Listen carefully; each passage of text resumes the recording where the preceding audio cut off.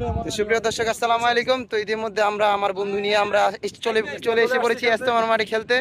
তো আমরা অনেক বছর ধরে খেলাধুলা করি না, তো আমরা আমাদের মনটাকে ঠিক করার জন্য আমরা ইস্তেমার মাঠে আসছি খেলাধুলা করার জন্য। আজকে 5 বছর পর আমি এই মাঠে আসছি, কিন্তু আমার বন্ধু যে কিনা সবসময় খেলতে পছন্দ করে, কিন্তু সেও বিয়ের পরে আর পারে না খেলতে, খেলাধুলা করতে। কি কারণে তার বুঝতেই পারতেছেন। তো এই যে আমাদের আর অনেক ছোট ভাই আছে, এই ছোট ভাই, এই যে ছোট ভাইরা যারা সবসময় খেলাকে বজায় রাখে, এই যে আসলাম যে কিনা পেজ সবাই ফলো করে বুঝতে দিবেন। পারতেছেন, সে স্পন্সর করে দিয়েছে তার পেজকে। তো এই যে আমাদের একটা আছে বাইকনা, সে খেলা না পারুক কিন্তু খেলাকে ফাটতে পারে ঠিকই।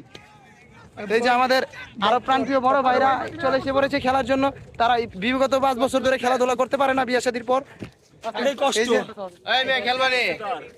এই যে ছোট ভাই, সরি বড় ভাই, যে কিনা খেলতে চায় কিন্তু খেলতে পারে না, কারণ কি জানেন? বিয়ে করতে ভাই ভাইয়ের নামটা কি ভাইয়া?